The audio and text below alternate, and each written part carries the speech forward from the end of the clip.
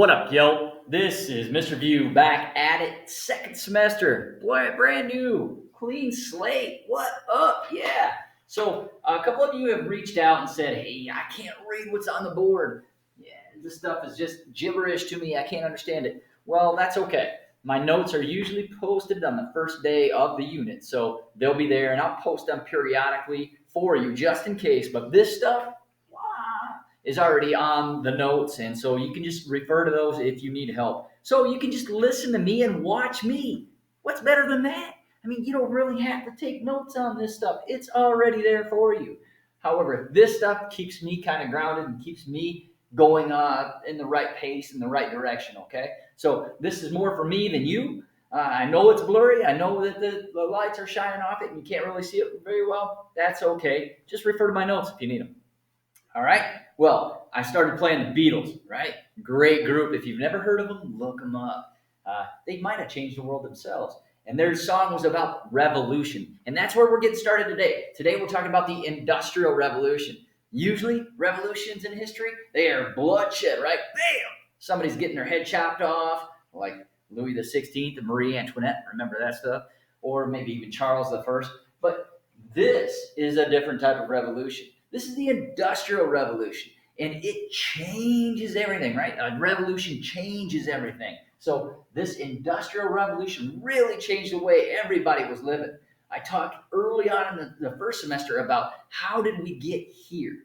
Well, this Industrial Revolution really got us to where we are today. It set the things in motion at a very quick pace. Not maybe as quick as we're going today, but a very quick pace that changed everything, how everything was running. So it's super, super important throughout the history of the world. So it starts 1750 to 1850-ish is when it kind of lasts. It starts in England. We've talked about how England became this world power, right? They had a great location and good business climate, and the leadership was good and all that stuff.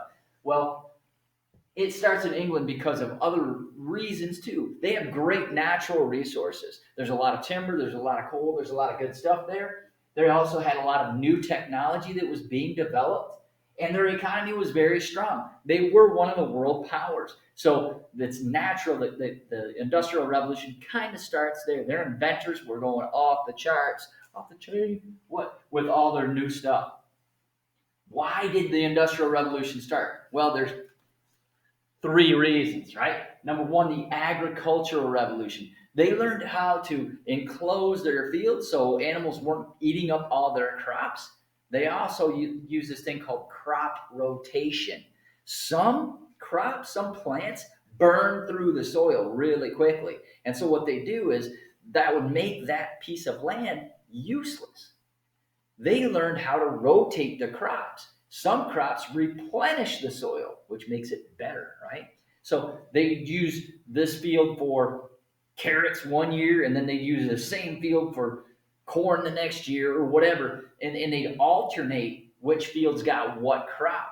And that way, it burn it up and then replenish, burn it up and then replenish, and burn it up and then replenish. And that way, none of the fields got all burned up, and they kept producing throughout. So that was a very good thing. Meant more food for everybody, right? More food means more population, which is part two. Get to that in a second. Another thing with the agricultural revolution was the invention of the seed drill. Before, when they wanted to plant seeds, they'd take a seed, stick it in the ground, or they just scatter it, right? Stick it in the ground, stick it in the ground, stick it in the ground, stick it in the ground. And that would stink, right? It'd hurt your back. It'd be a long, tedious process. And if you just scattered the seeds, a lot of them wouldn't take. Animals would eat them up. So they developed a seed drill. And you put seeds in this big drill, boom, boom, boom. And you could stand up and you could just walk down the line, pushing the seed drill into the ground, and it was much more effective. This led to a population explosion. More people, more brain power, more things get invented, more things get done, right? So this population exploded.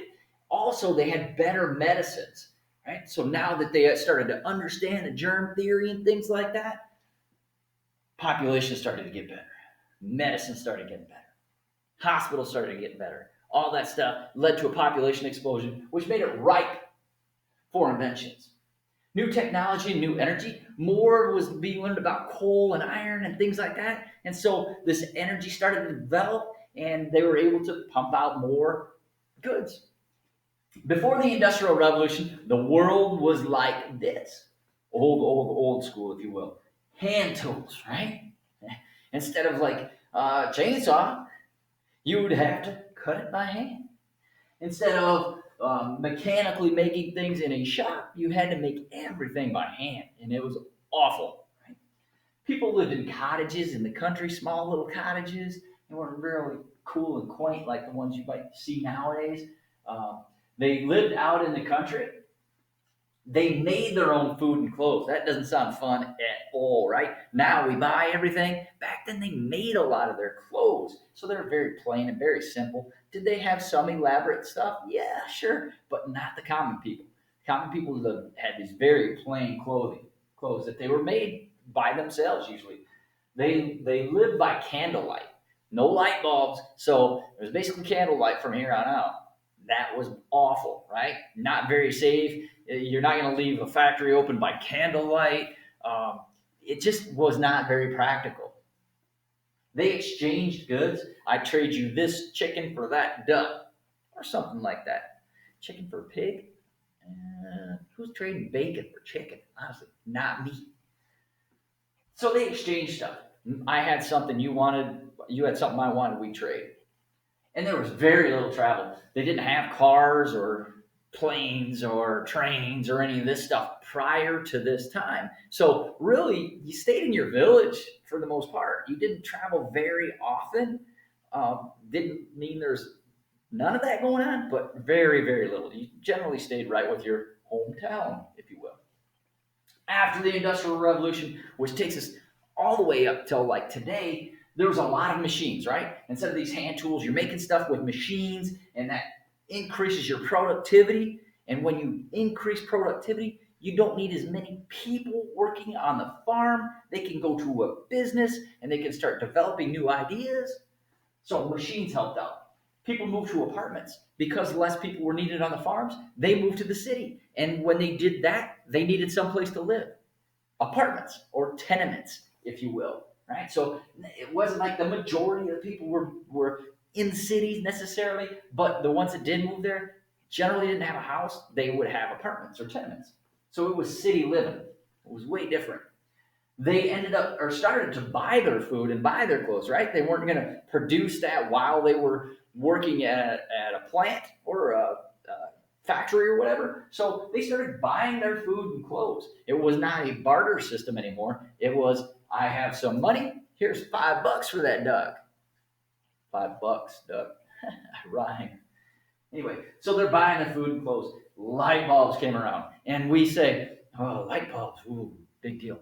Light bulbs were one of the most huge, biggest, best inventions ever, right? They changed everything. Think about it. How are you going to drive without, that's right, headlights, light bulbs? How are you going to work in a factory after 6 p.m. nowadays? You're not, because there was light bulbs, right? You needed light bulbs. How are you going to walk down the city street without street lights? You're not, unsafe, right? You don't want to do that. So light bulbs, huge game changer. As I said, there's more money and way more travel. Now, with the advent that you're going to see of cars, of trains, of steamships, and eventually airplanes, that allows us to travel a lot more, right? So, the Industrial Revolution, as we are going to learn throughout this unit, changes everything, right? Changes things from old school to more new school. And this sets us on this path there that we are today. So, to recap, Industrial Revolution 1750 to 1850 started in England because of the agricultural revolution, population explosion, and new technology. Before, it was very primitive, hand tools, cottages. You traded stuff. You made your own stuff. You made your own food. You made your own clothes. And then you got to have machines, light bulbs, buying stuff, city living, and apartments. Okay, I know that that's a lot and it's pretty quick, but I'm sure you got all of it. I'll talk to you tomorrow. See ya.